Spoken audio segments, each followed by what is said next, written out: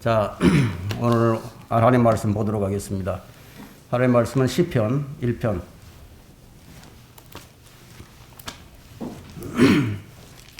시편 1편 1절로부터 마지막 절까지 보도록 하겠습니다.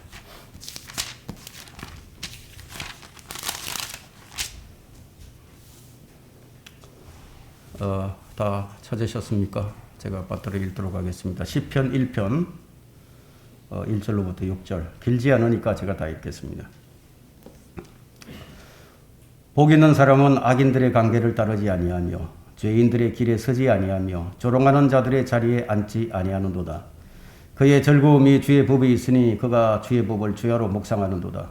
그는 강가에 심겨진 나무 같아서 계절을 따라 열매를 맺으며 그의 잎사귀도 마르지 아니하리니 그가 무엇을 하든지 번성하리로다. 악인들은 그렇지 아니하니 바람에 날리는 쭉정이와 같도다. 그러므로 악인들은 심판을 견디지 못하며 죄인들은 의인들의 회중에 들지 못하리니 이는 의인들의 길은 주께서 아시나 악인들의 길은 망할 것이기 때문이라. 오늘 설교 제목은 시편이 말하는 복 있는 사람. 시편이 말하는 복 있는 사람. 자, 이런 제목으로 말씀을 전하도록 하겠습니다. 시편이 말하고 있는 복 있는 사람이란 어떤 사람들인가? 참 우리가 사는 이 세상은 전혀 기대할 것이 없는 세상입니다. 하나님의 영광이 있어야 할 자리에 사람의 영광이 있는 것을 보게 되죠. 모두가 다 자기 자신을 드러내기를 좋아하고 합당한 열매를 맺는 사역을 찾아보기가 어려운 세대가 된 지가 이미 오래되었습니다. 1900년대로 들어서면서 필라델피아 교회 시대가 가고 이제 라오디케아 교회가 도래한 이후로 이제 그 농도가 점점 더 짙어져서 이제 거듭난 사람들의 모임을 찾을 수 없는 시대, 인간이 어뜸이 된 시대가 되고 말았죠. 그렇게 된 것은 우리도 모르는 사이에 생명이 없는 것들에 대한 지대한 영향을 받고 있기 때문입니다. 자, 이 시대를 뭐라고 부르죠? 이 시대를 미디어 시대라고 하죠. 5G 세대. 이제 곧 4차 산업시대가 열리고 6G 시대의 문을 이제 열게 될 것입니다. 이런 세상의 문화와 문명, 세상의 제도들, 이런 것들이 우리를 변질시키는, 이런 것들이 성령의 인도하심을 거부하게 만들고 이런 것들이 주님께서 주신 복을 가져가 버립니다. 이런 세상적인 것들이 우리도 모르는 사이에 우리를 하나님으로부터 멀어지게 만들어요. 이런 것들 때문에 하나님께서 진노하신다고 하셨죠. 그렇다면 우리는 무엇이 하나님을 슬프게 만드는지를 우리가 생각을 좀 해봐야 합니다. 하나님의 자녀들이 주일날이면 주님을 찬양하고 또 예배하면서 평소에는 하나님과 멀어지게 만드는 것들 앞에서 날마다 죄를 지을 수도 있어요. 주님을 무시하면서. 또 그런 가정한 것들을 보고 탄식을 하면서도 그런 것들을 끊지 못하고 그런 것들과 주된 시간을 보내면서 점점 더 주님과 멀어져 갑니다. 미디어에 중독된 시대예요, 지금이. 스마트폰이 없으면 생활이 안 되는 그런 사회예요. 그런 곳에 몸을 내던진 채 생각을 해보십시오. 주님을 기쁘시게 할 수 있을 거예요?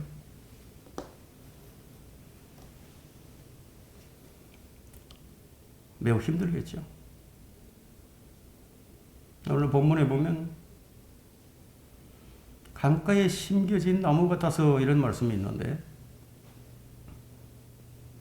성경에는 많은 경우에 사람들을 나무로 표현을 하고 있습니다. 주님께서 소경의 눈을 뜨게 해주시자 그 눈을 뜬 소경의 눈에는 사람들이 마치 걸어다니는 나무처럼 보인다고 했습니다. 나무는 뿌리는 보이지는 않지만 그 나무에는 뿌리가 있죠. 나무가 시들지 않고 옷을 입고 자라는 것은 그 나무의 뿌리가 제대로 작동을 하기 때문에, 그래서 이 나무가 옷을 입고 열매를 맺는 거예요. 이처럼 제대로 작동하는 믿음의 뿌리가 있고 제대로 작동하지 못하는 믿음의 뿌리도 있습니다. 우리의 믿음의 뿌리는 보이진 않지만, 그러나 우리 주 예수 그리스도의 생명과 그분을 향한 믿음이 우리를 지탱케 해줄 뿐만 아니라 우리를 더 굳게 세워주고 생명의 열매를 더 맺게 해주죠.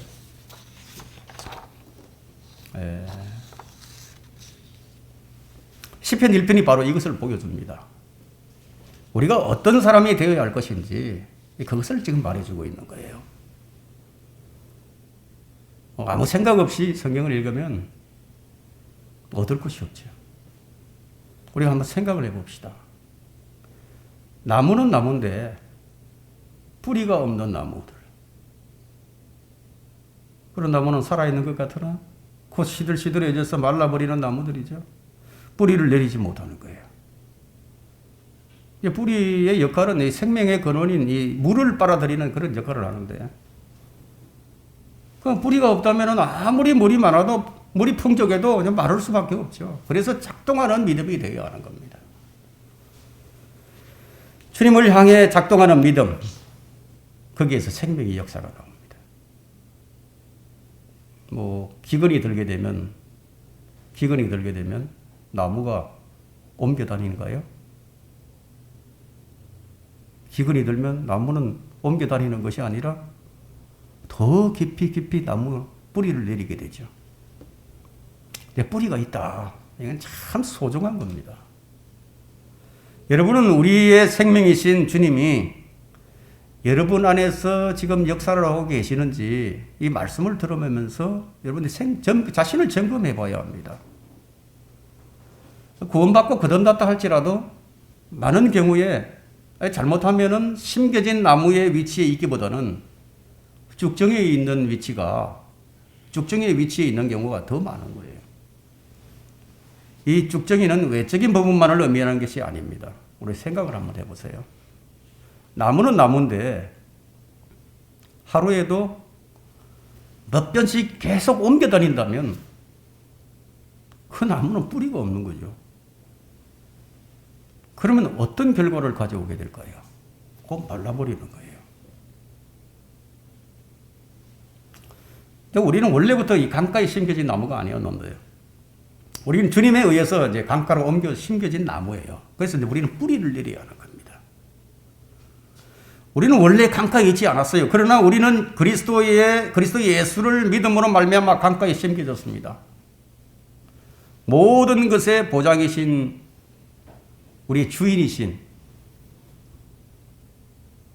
나의 주인이 대신 예수 그리스도가 나의 주인인 사람들과 종교인들과는 어떤 차이가 있는지 좀 이것을 비교해 보고자 합니다. 죽정이는 겉보기에는 알고 아주 똑같아 보여요. 아주 똑같죠. 그런데 죽정이는 내용물이 없어요. 꽉 차 있어야 할 내용물이 없는 거예요. 나무는 바람이 어떻게 불든지 간에 그 바람에 따라서 움직여지게 돼 있어요. 이 살아있는 물고기는 강물을 거슬러서 올라가는 것을 결코 포기하지 않습니다. 아니, 강물을 거슬러서 올라갑니다. 그러나 죽어있는 물고기는 강물이 흐르는 대로 그냥 떠내려갑니다. 여러분들이 참으로 주 예수 그리스도를 믿고 생명의 근원이신 주님을 영접을 했다면 세상의 바람과 강물이 흐름에 따라서 그냥 흘러가는 삶을 살고 있지는 않을 겁니다. 반드시 생명의 역사는 상황과 환경을 거슬러서 올라갑니다. 자, 이것이 생명의 역사인 것을 우리가 알죠. 주님을 참으로 믿는 사람들의 특징은 주님께 뿌리를 더 깊이 내리게 됩니다. 모든 공급의 원천이 어디입니까? 예수 그리스도인 것을 알죠. 그래서 예수 그리스도를 믿고 날마다 그분을 경험하고 날마다 그분을 먹고 마시고 거기에서 만족을 찾으며 살아가는 거예요. 사람들이 교회를 다닙니다. 주님을 믿는다고 그럽니다. 주일날에는 강가에 심겨진 나무 같은데 곧 다시 적정이로 변해버립니다. 자기 본연의 위치로 가죠. 자기 본연의 위치. 여러분들은 각자의 본연의 위치가 있죠. 엄마의 위치가 있고 아버지의 위치가 있고 남편의 위치가 있고 아내의 위치가 있고 직장인의 위치가 있고 세상 사람들을 얻는 위치가 있고 물질을 얻는 위치로 명예의 위치로 옮겨간다면 이미 그 사람은 옮겨진 나무와 같죠. 이런 점으로 볼 때 우리는 너무 자주 옮겨다닙니다. 강가에 심겨진 나무는 뭐냐? 강가에 심겨진 나무는 주님만이 안전이다. 주님만이 공급이다. 이건 날마다 경험하고 살아가는 거예요. 세상의 가치를 떠나서 그것이 강가에 심겨진 나무입니다. 강가에 심겨지지 않는 나무는 그냥 세상 바람이 부는 대로 부처처럼 살아갑니다. 그러면 염려가 있죠. 불안정합니다. 평안이 없어요. 세상을 향한 계획이 꽉 차 있습니다. 그래서 세상의 바람을 따라서 움직이며 살아갑니다. 모든 염려와 근심과 계획이 그 모든 것이 바람에 따라서 움직여집니다. 염려와 근심, 그 끝은 무엇이에요? 사망이에요. 그것은 죄로 인해서 시작된 것입니다. 아담이 죄를 짓기 전에는 염려와 근심이 없었어요. 자, 오늘 이 시간에 내가 어떤 사람이 되어야 할 것인지를 깊이 생각해 보는 시간이 되기를 바랍니다. 강가에 심겨진 나무는 첫 번째, 2절에 있는 것처럼 그의 즐거움이 주의 길에 있는 사람입니다. 그의 즐거움이 주의 길에 있는 사람. 2절에 보면 그의 즐거움이 주의 법에 있으니 그가 주의 법을 주야로 묵상하는 자로다. 주님께 뿌리를 내린 나무는 생명의 풍성함을 얻고 또 얻으려고 주의 길을 찾는 거예요. 진리이신 주님을 통해서 생명의 풍성함을 얻고 또 얻는다는 것을, 그것을 통해서만 얻는다는 것을 잘 알기 때문에. 여러분이 생명의 풍성함을 발견한다는 게 어떤 의미가 있는지 아십니까? 여러분이 마태복음 13장 44절의 이하에 있는 말씀을 보게 되면 보물을 발견하는 거예요. 밭에서 보물을 발견합니다. 진주를 발견한다. 그것을 발견한 자는 모든 소유를 다 팔아서 그 보물을 사게 되는데, 그 밭을 사게 되죠. 그 모든 소유의 마지막이 무엇입니까? 모든 소유의 마지막이 무엇일까요? 여러분 그거 아세요? 여러분 소유의 가장 마지막이 무엇입니까? 생명이에요, 생명. 생명은 천하보다도 귀할 거예요. 그래서 주님께서 그 하나의 생명을 믿는 자들에게 주시기 위해서 온 세상을 다 팔 수는 있어도 자신의 생명을 결코 주지 못하는 사탄과의 싸움에서 주님이 이기신 거예요.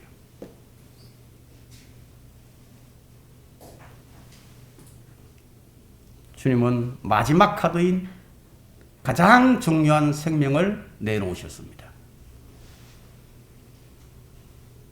그래서 주님의 생명을 얻은 사람들은 세상을 따라서 쭉정이의 삶을 살지 않았습니다. 생명의 풍성함이 무엇입니까? 우리의 생명이 무엇인지를 한번 생각을 해보세요. 우리가 얻은 새 생명이 무엇인지를 생각해 보자는 거죠. 예수 그리스도죠. 예수 그리스도의 나의 새 생명이에요. 그 생명의 풍성함이 무엇입니까? 예수 그리스도를 얻는 거예요. 그분을 깊이 알아가는 거예요. 그 예수 그리스도만이 최고의 가치라는 것을 알기 때문에. 분명히 진주를 사는 사람은 계산을 해볼 겁니다. 어떤 게 더 소중한가?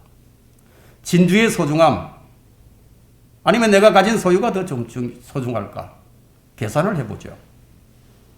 주님은 교회를 자신의 생명으로 사셨어요. 주님은 교회를 그렇게 여기신 거예요.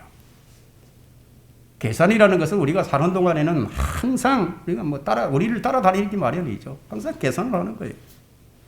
가치 여부에 따라서 하게 되는 것이 계산인데, 그리스도인들은 어떤 사람과 같으냐 하면 세상의 것들을 모두 잃는 한이 있더라도 그리스도를 얻기 원하는 자가 바로 그리스도인이다. 왜냐하면 가장 큰 가치가 바로 그리스도인 것을 알기 때문에. 가치의 소중함. 지금 여러분이 그리스도의 십자가 하나만을 자랑하고 주님만을 얻기를 바라고 추구하고 있다면 그 사람은 그 가치관이 확실하게 달라진 사람이에요. 이것이 안 되니까 변화가 안 일어난다. 그래서 그의 즐거움을 주의 길에서만 찾게 됩니다. 가장 좋은 것을 두고도 가치를 모르는 사람이 저급한 사람이죠. 모든 가치를 물질에 두고 물질을 따라서 사는 사람은 가장 저급한 사람이에요.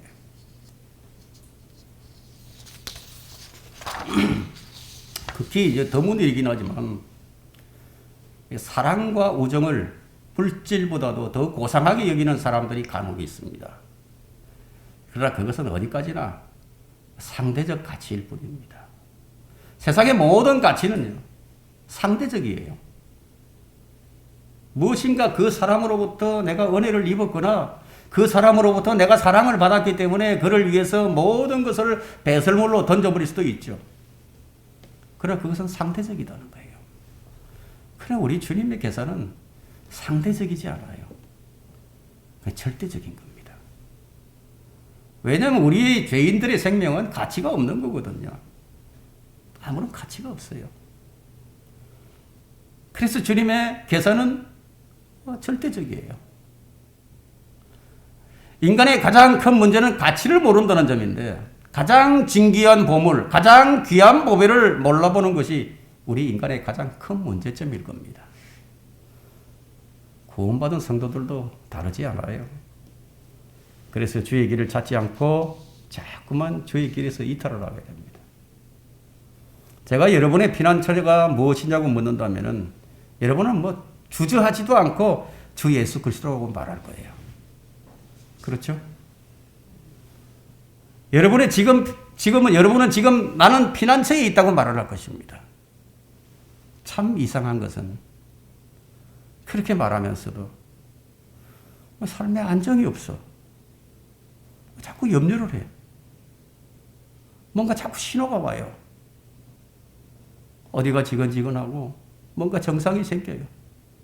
근심이 있고 염려가 옵니다. 그게 무슨 신호인지 정확히 알아야 합니다. 그 신호가 뭔지 아세요?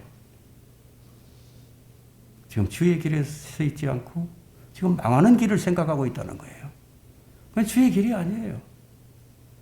그 망하는 것을 생각하는 사람은 이 염려가 생깁니다. 근심, 걱정이 있는 거예요. 그래서 망하는 길에 대한 신호가 계속 옵니다. 그 길로 가면 망하는 것이라고. 악인의 길을 가고 있다고 주님께서 계속 그렇게 가지 말라고. 네가 지금 주의 길에 있지 않기 때문이라고. 그런 사람은 쭉정이라고. 그렇게 말씀하시는 거다. 아니, 그런 사람들은 구원받고 거듭났다 하더라도 그냥 종교인으로 살아갑니다. 가치가 주님께 있지 않다는 거죠. 주님만이 유일한 가치로 여기고 주님께서 공급하시는 것을 가치로 살지 아니하고 그냥 자기 길을 가지고 살아가는 거예요. 그러니까 불안하고 염려할 수밖에 없죠. 그리고 그것은 지금 망하는 것이라고 말합니다. 자꾸만 자신을 찌르는 일이 일어나요. 자신을 찌르는 거예요.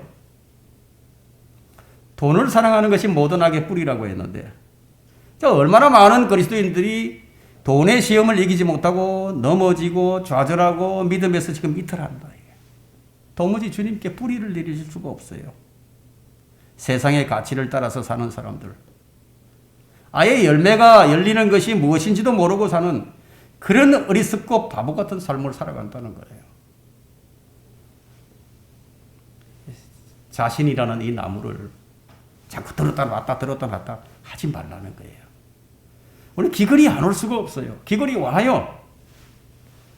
그럼 기근이 올 때 더 깊이 뿌리를 내려야죠. 저는 인간의 가장 큰 문제가 어디 있느냐? 깨닫지 못하는 데 있다고 봅니다. 그것이 어느 정도인가 하면 난리가 나고 전쟁이 소문이 나고 전쟁이 일어나고 기근이 오고 전염병 등등 자연 현상을 통해서 우리는 하나님께서 지금 이런 일들을 행하고 계시구나. 이걸 알지만 인간은 이 초자연적인 일들이 아주 자연스럽게 일어나기 때문에 그것을 깨닫지 못합니다. 예를 들자면은 노아의 홍수는 성경에 따르면 하나님의 심판이었죠. 그러나 이 물에 빠져 죽어가는 사람들이 자기가 물에 빠져 죽어가면서 이것이 하나님께서 하셨구나 이렇게 깨닫고 죽는 사람이 과연 몇이나 있을까요? 왜 물난리가 일어났지?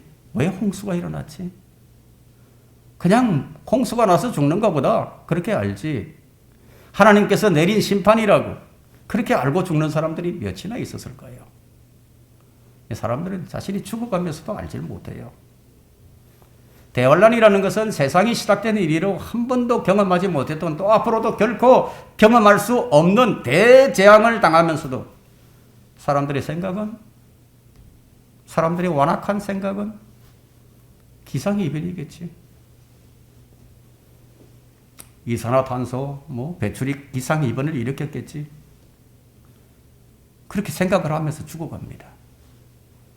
지금도 온갖 재해가 일어나고 있죠. 근데 코로나로 죽어가는 사람들 보세요. 코로나 때문에 죽어가는 사람들 보세요. 사고로 죽어가는 사람들, 기근으로 죽어가는 사람들 셀 수 없이 많지만 그들 가운데 그것이 하나님께서 내리신 재앙인 줄 알고 죽어가는 사람들이 과연 몇이나 있겠느냐는 거예요. 4절 말씀을 보겠습니다. 악인은 그렇지 아니하니 바람에 날리는 죽정이와 같도다. 악인은 그렇지 아니하니. 그게 무슨 말씀이죠? 강가에 심겨진 나무와 같지 않다는 말씀이죠.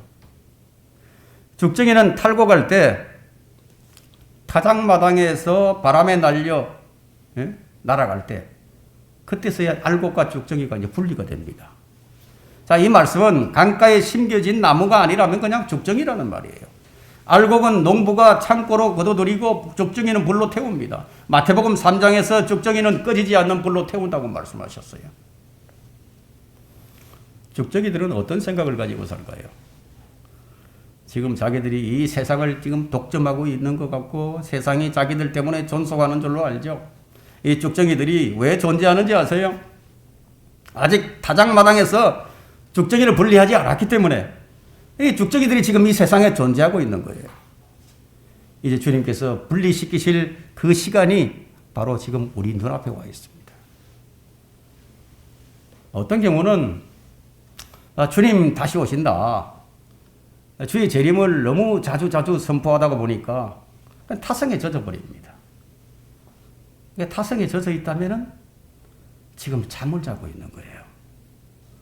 어제도 오늘도 안 오시니까 오늘 안 오신다고 우리 마음에 정하지 마세요. 우리는 정하는 위치에 있지 않습니다. 정하는 것은 하나님의 몫입니다. 우리가 해야 할 일이 뭐죠? 계시록 마지막 장에 있는 것처럼 주여 속히 오시옵소서. 기다림이에요. 날짜를 정하는 것은 우리의 몫이 아닙니다. 그냥 기다리는 것이 우리의 위치예요.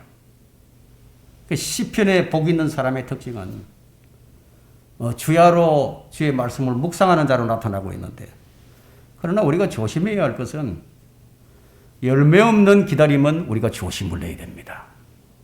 열매가 없어 나무에. 열매도 없으면서 주님 기다린다고. 말로만 주님 기다리는 것은 아무런 가치가 없어요. 주의 길을 즐거워하지 않는다면 열매를 못 맺죠. 맺을 수 없어요. 열매를 맺지 못하면 결국은 뭐예요? 죽정이에요. 죽정이가 지금 현재 이 땅에 존재하는 이유가 뭐냐면 알곡이 이 땅에 있기 때문에, 교회가 아직 이 땅에 있기 때문에 그거 존재하는 거예요. 그러면 죽정이는 어떻죠? 죽정이의 생각은 지금 현재 그들이 보존된 것이 자기들 때문이라고 생각을 한다는 거예요. 자기들이 정치를 잘하고 있어서 그렇게 생각을 합니다. 그러나 악인의 길이 망할 것이라고 6절에서 말하고 있죠. 악인의 길은 망할 것이라고. 강가에 심겨진 나무는 두 번째, 기근이 오면 더 깊이 뿌리를 내리는 사람입니다. 더 깊이 뿌리를 내린 나무의 특징은 1절입니다. 복 있는 사람은 악인들의 관계를 따르지 아니하며 죄인들의 길에 서지 아니하며 조롱하는 자들의 자리에 앉지 아니하는도다. 이 사람이 바로 뿌리를 깊이 내린 나무의 특징이라는 거예요. 자, 이 구절을 우리가 믿음의 조상 아브라함과 한번 연결을 시켜 보겠습니다. 자, 우리 인생에도 아브라함에게 왔던 기근이 옵니다. 창세기 12장 10절을 보니까 그 땅에 기근이 왔으므로 아브라함이 이집트로 내려가 기거하려 하니 이는 기근이 그 땅에 심하였습니다. 기근이 오니까 가나안에 있어야 할 아브라함이 이집트로 가버립니다. 믿음의 여정이 시작이 됐는데, 그런데 다 잘 될 줄 알았는데 근데 기근이 왔다. 왜 기근이 온 것인가? 이것이 웬 말인가? 하나님의 명령에 따라서 순종해서 아브라함은 갈대아 우르를 떠나서 가나안 땅으로 들어왔는데, 그런데 거기에 기근이 왔다. 어떻게 이런 일이?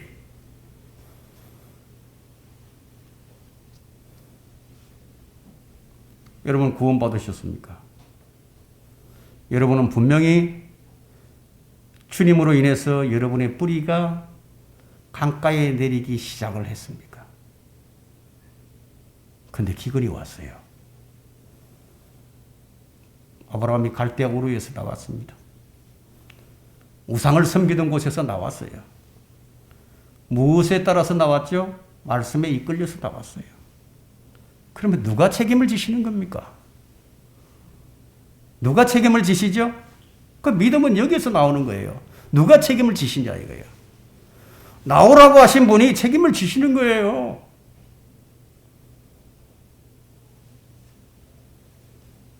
주님은 바로 내가 책임지는 것에 대해서 네가 믿느냐? 하나님께서는 먼저 믿음을 시험해 보시는 겁니다. 무엇을 통해서? 바로 인생의 기근을 통해서. 그래서 구원받은 사람이 이 세상으로 나가면 망하는 거예요. 죽정이 같이 기근이라는 바람에 밀려서 이집트로 가게 되면 망하는 거다 이거예요. 오히려 어떻게 해야 되느냐 이거. 더 깊이 뿌리를 내려야죠. 주님께 깊이 뿌리를 내려야죠. 강가에 심겨진 나무니까. 기근이 오면 더 깊이 뿌리를 내리면 되는 거예요. 근데 이집트로 가서 그 문제를 해결하려고 했으니까 아브라함이라는 나무가 쭉정이 같이 지금 움직여버린 거죠. 바람이 부는 대로 움직인다 이게. 옮겨 다닌다. 이게 우리 육신의 연약함이 아닌가요? 한번 생각해 보세요. 이게 우리 육신의 연약함이죠. 뭔가 두려움이, 염려가 와요. 세상이 자꾸만 우리를 넘겨뜨리려고만 해요. 그러면 주님께서는 여기다가 더 깊이 뿌리를 내리라고 하시는구나. 내가 뭔가 해보려고 움직이라고 하시는 게 아니구나. 더 깊이 내게 뿌리를 내리라고 하시는구나. 이렇게 생각을 해야죠. 어떤 장소적인 문제가 아닙니다. 지역을 얘기하는 것도 아니에요. 우리가 살 곳은 장소가 아니라 바로 주님이시다 이거예요. 여러분들에게 주신 말씀에 따라서 뿌리를 내리라는 말씀이에요. 여러분들의 육신의 즐거움이나 육신의 방법을 따라서 움직이는 것이 아니라는 얘기입니다. 야곱과 요셉에게 기근이 왔어요. 이 성경에는 지금 이런 말씀으로 가득 채워져 있다는 거예요. 그럼 이것이 바로 우리 인생의 접목을 해야 됩니다. 이럴 때 나는 어떻게 해야 되느냐. 그 야곱과 요셉에게 기근이 왔는데 그만 요셉은 형에 의해서 팔려버렸어요. 야곱에겐 절망이 왔습니다. 그런데 설상가상으로 기근까지 옵니다. 이런 모든 외적인 상황과 환경은 무엇 때문에 왔죠? 하나의 일 때문에 온 겁니다. 그 하나의 이유가 무엇인지 아십니까? 요셉의 위치에 있게 하기 위해서예요. 결과가 그렇게 드러났죠. 파라오도 누구를 위해서 있는 겁니까? 요셉을 위해서 있어요. 가나안 땅도 주님께서 역사하심을 알게 하시기 위해서 주시는 하나의 환경에 불과합니다. 그 야곱은 2번 울었어요. 자기의 사랑하는 아내 라헬이 죽었을 때 울었어요. 라헬을 잃은 상실감 때문에 울었고 요셉을 잃은 상실감 때문에 또 울었습니다. 좌절의 눈물은 주님을 보지 못할 때 나옵니다. 상황에 따라서 우는 눈물은 주님을 제대로 알지 못하기 때문입니다. 그러나 반전이 일어나죠. 우리 그리스도인들에게는 반전이 있어요. 반전을 통해서 주님께서 우리의 모든 영광과 주님의 모든 풍성함 가운데로 이끌어 가시는데 다른 것들은 다 무엇이에요? 덜러리예요, 덜러리. 여러분, 이 결혼식장에서 주인공이 누굽니까? 신랑과 신부예요. 하객들은 모두 덜러리예요.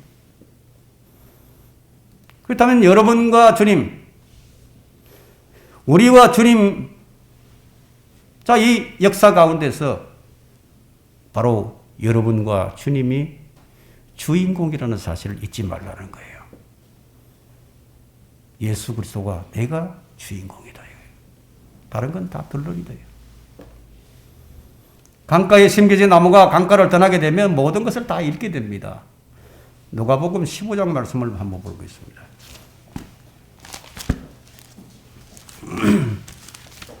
누가복음 15장 12절부터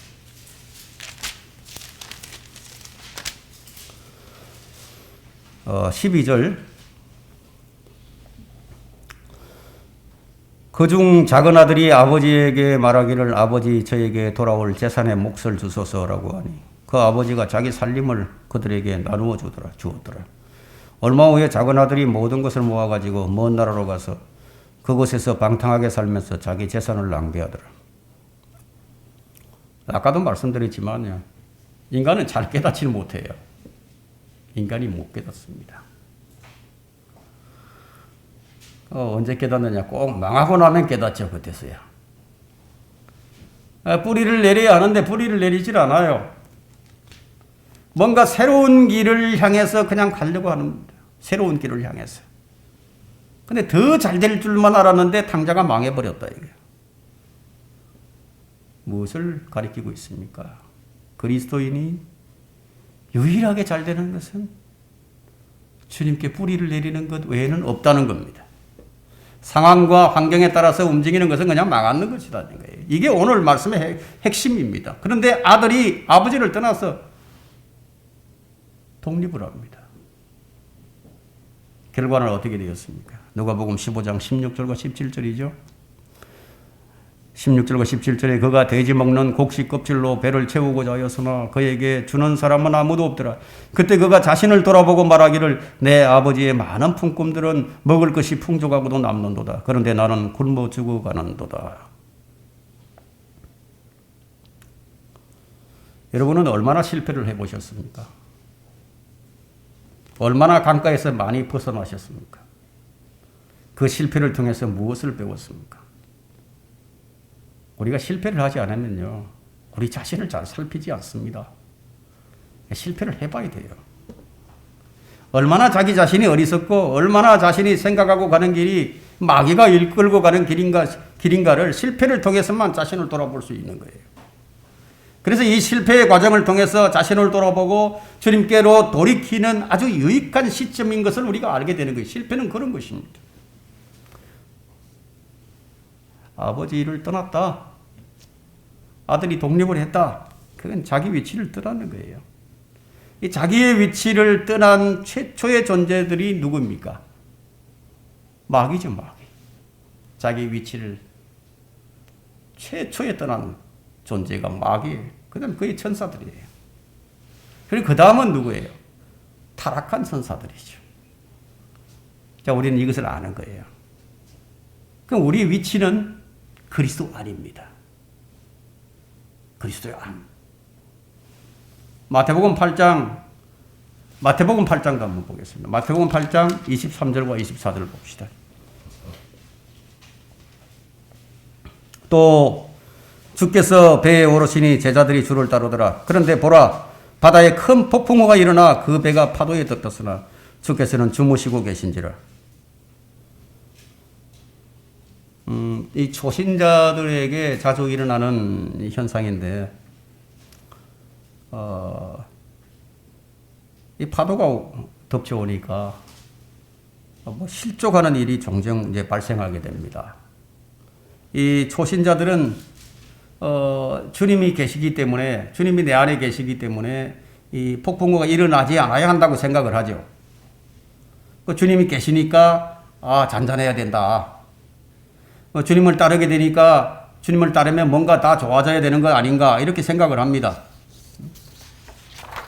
주님만 따르면 날마다 햇빛만 비추게 되는 것이 아닌가. 그런데 사람들의 생각과는 정반대로 상황과 환경이 확 바뀌어 버립니다. 큰 폭풍우가 일어났습니다. 주님이 배에 계시는데도 파도가 덮쳐버립니다. 그런데 그 상황이 어떻게 바뀌게 되죠? 배가 물에 덮였으나 그러나 주님은 상황과 아무런 상관이 없어요. 덮였으나 육신의 관점에서 볼 때는 상황이 두려워서 떨고 있는 제자들의 입장에서 볼 때는 파도에 덮여버렸어요. 그 상황이 아주 부정적입니다. 죽기 일보 직전입니다. 그런데 주님은 주무시고 계신데. 무엇을 의미합니까? 주님은 상황과는 아무런 상관이 없다는 거예요.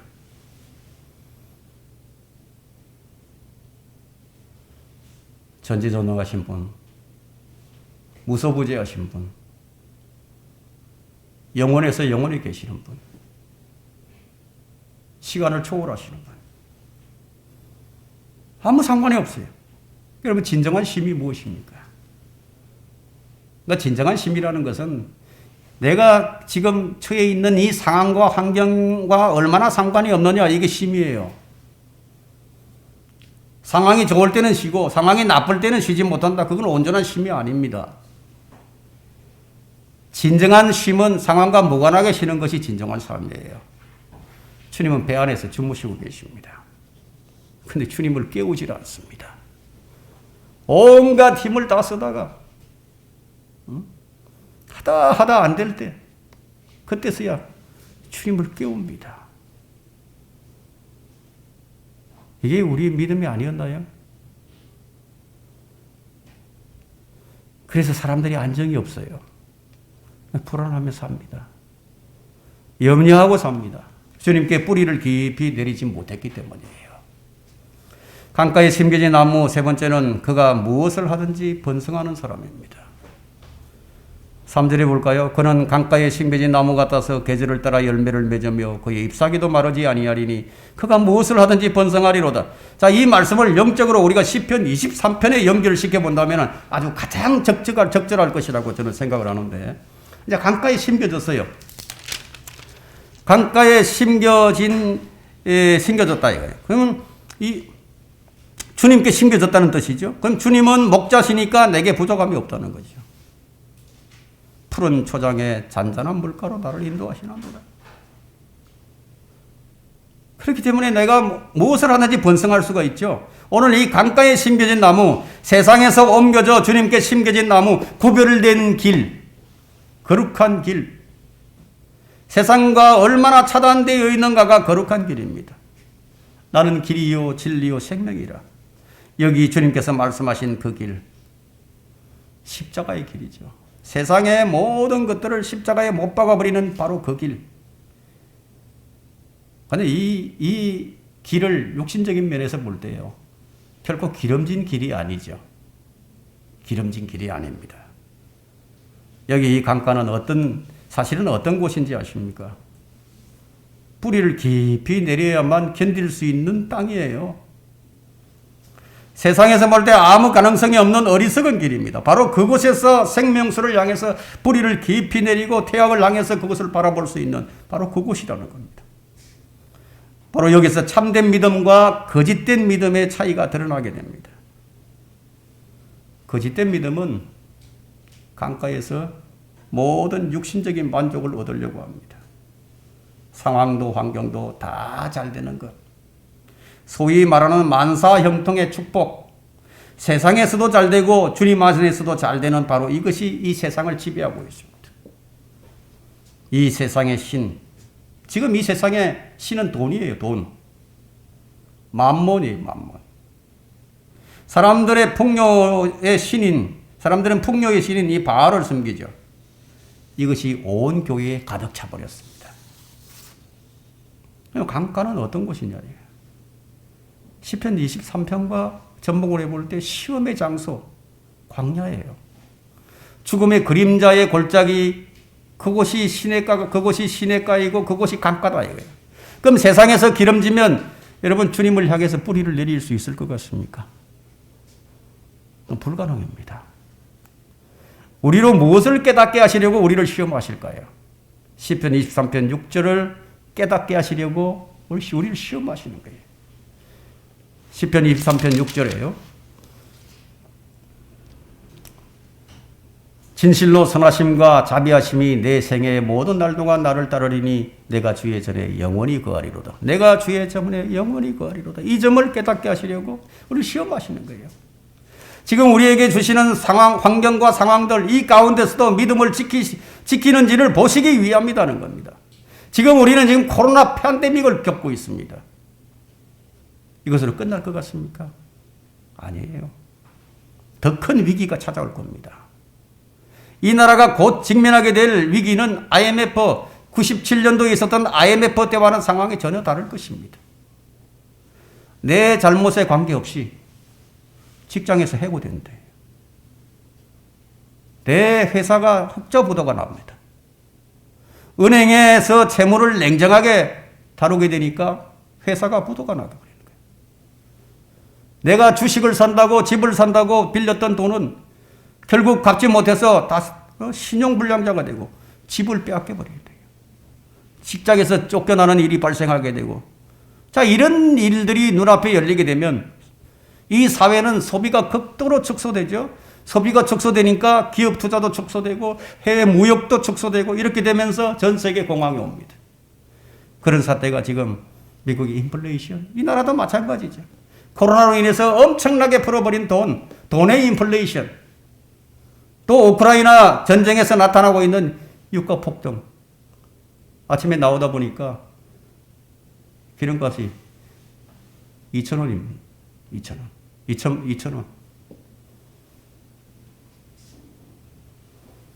곡물 폭등, 원자재 폭등, 세계 금융시장 추락 이런 것들이 맞물리면서 퍼펙트 스톰이 세계 대공황이 올 수도 있다는 거예요. 그럼 그런 상황에서도 그런 상황이 오더라도 내 믿음을 지킬 수 있을 것인가?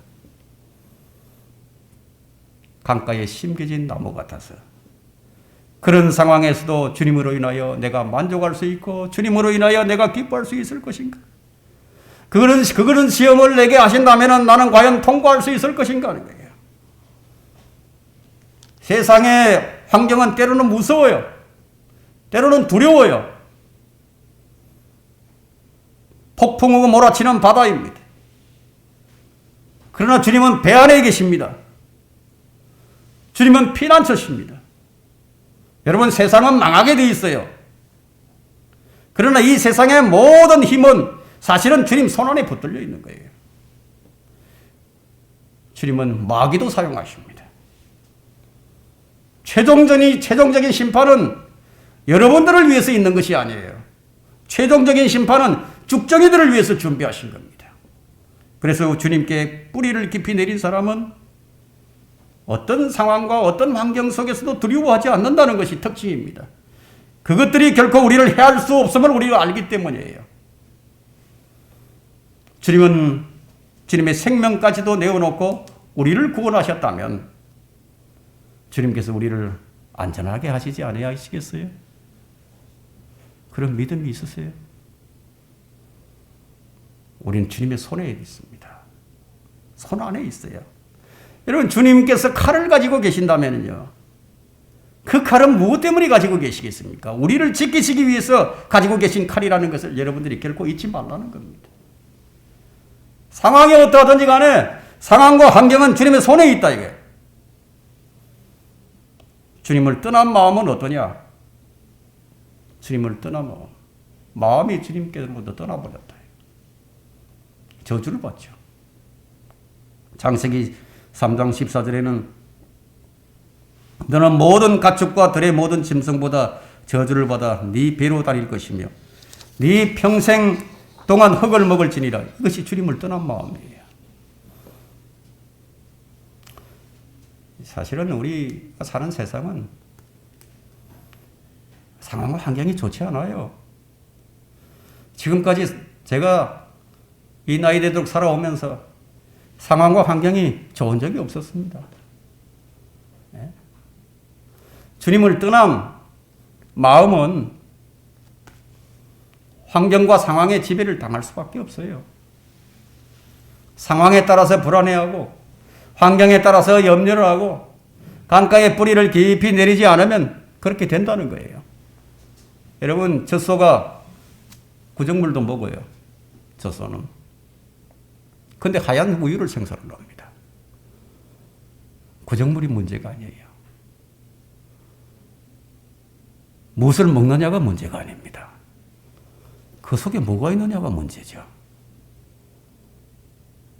뱀은 구정물을 안 먹습니다. 뱀은 이슬을 먹죠. 근데 그 속에서 독이 나옵니다. 뭘 먹느냐가 문제가 아니라 그 안에 무엇이 있느냐가 문제예요. 여러분 안에 무엇이 있느냐는 말이에요. 좋은 환경이 여러분을 풍요하게 해주리라고 생각을 하십니까? 천만의 말씀이에요. 여러분 안에 주님이 계시다면 그 주님이 풍성함이에요. 이건 이해로서 잘 안 됩니다. 이건 내 마음에 심겨져야 돼요.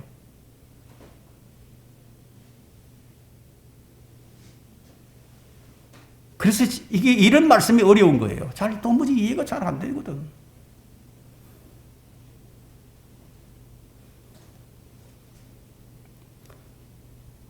주님은 상황과 환경에 치우치지 않으세요.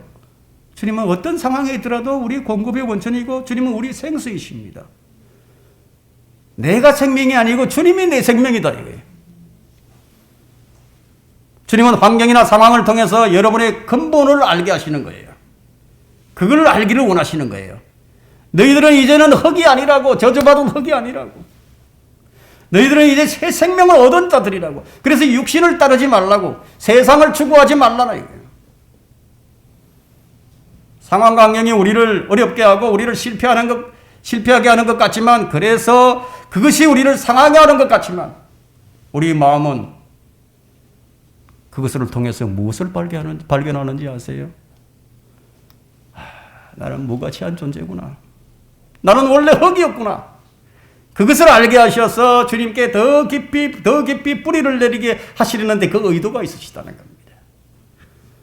사람이 존귀에 처해서도 깨닫지 못하면 멸망하는 짐승과 같도다. 깨닫지 못하면 짐승이나 똑같다 이거예요. 여기 나오는 이 짐승이 무엇을 의미하는지 아십니까? 창세기 3장에서는 뱀이고요. 마태복음 23장 23절에서는 뱀들이고요. 베드로후서 2장 22절에는 개와 돼지입니다. 이 짐승들은 멸망하는 짐승들이에요. 죽정이들입니다. 오늘 본문의 끝은 뭐라고 말씀하십니까? 악인은 망할 것이라고. 그 짐승들은 망한다 이거예요. 그들은 주님께 길이 있음에도 불구하고 자기의 길을 갑니다. 여기에는 더 이상 방법이 없습니다. 무지한 자들은 무지한 대로 그냥 내버려 두라고. 성경은 더 이상 그들에게는 방법이 없음을 말하고 있습니다. 자, 말씀의 결론을 맺도록 하겠습니다. 여러분 구원받으셨죠? 거듭나셨죠? 그러나 실제적으로 혹시 바람에 날리는 죽정이와 같이 그와 같은 삶을 살고 있지는 않습니까? 귀회적이고 육신적이고 세상적인 이익만을 쫓아서 이리 갔다 저리 갔다 바람에 밀려 움직이는 부초 같지 않습니까? 우리는 주님께 뿌리를 내려야 합니다. 더 깊이 뿌리를 내려야 합니다. 기근이 있습니다. 그 기근 속에서도 주님은 우리의 모든 피난처와 공급처가 되신다는 것을 우리가 알게 됩니다. 이것은 경험해 본 자만이 알게 됩니다. 마지막으로 요한복음 한번 찾아보겠습니다. 요한복음 2장을 한번 펼쳐보십시오. 경험한 자만이 알게 된다. 2장 7절부터 봅니다. 주께서 그들에게 말씀하시기를 통을 물로 채우라 하시니 그들이 아기까지 채우더라. 주께서 그들에게 말씀하시기를 이제 뜨다가 잔치하는 사람에게 뜨다 주라고 하시니 그들이 가져다 주더라. 그 잔치를 주관하는 사람이 포도주가 된 물맛을 보고 그것이 어디서 나는지 알지 못하나 그 물을 떠온 종들은 알더라. 떠온 사람만이 아는 거죠. 그죠? 물은 육신을 여기서 상징하죠. 우리 육체를 상징합니다. 우리 육신은 결코 포도주가 될 수 없어요. 이 물을 주님 앞에 내놓아야 합니다. 어떤 사람이 이 물을 주님 앞에 내놓을 수 있느냐? 그 물을 떠온 종들만 알더라. 종의 위치에 있지 않으면 이걸 모른다는 거예요. 우리가 낮아진 위치에 있지 않을 때 낮아진다는 것은 무엇을 의미합니까? 자기에게 어떤 가능성도 두지 않는 자, 자신에게 근거를 두지 않는 자, 이것을 종이라는 것을 의미하죠. 모든 근거를 주님께 둡니다. 그런 자들은 그 물이 의미하는 바가 뭔가, 그것이 뭔지, 그것이 변하여 포도주가 되어야 한다는 것을 알게 됩니다. 여러분, 믿음이라는 것은 기적을 일으킵니다. 믿음은 상황과 환경과 자기 자신을 계산하는 사람이 아니에요. 그게 뭔가 이해타산을 가지고 이해를 받고 이해를 하는 그런 삶이 아니에요. 믿음의 삶이라는 것은 주님의 말씀을 마음으로 받아서 그 말씀만을 보장으로 여기고 사는 것이 믿음의 삶입니다. 그때 우리는 주님의 자비하심과 우리의 근거가 그 자비하심에 있다는 것을 우리가 알게 되는 거예요. 모든 것이 하나님의 은혜구나. 모든 것이 주님의 은혜에 의해서 이루어지는 것이구나. 여러분은 죽정이와 같은 그런 바람에 날리면 안 되는 그런 사람들입니다. 시위에 움직이면 안 되는 거예요. 여러분의 육신의 눈으로 보는 가치관에 따라서 움직이면 안 되는 거예요. 우리의 모든 근거는 주님이시라는 것을 마음 깊이 우리가 깨달아야 합니다. 그래야 거기에 뿌리를 내리고 더 깊이 내릴 수 있게 됩니다. 오늘 이 말씀에 따라서 여러분들의 정체성을 좀 확인하시고 주님께 더 깊이 뿌리를 내리는 강가에 심겨진 나무와 같이 주님을 보장으로 삼는 성도들이 되셔야 할 것입니다.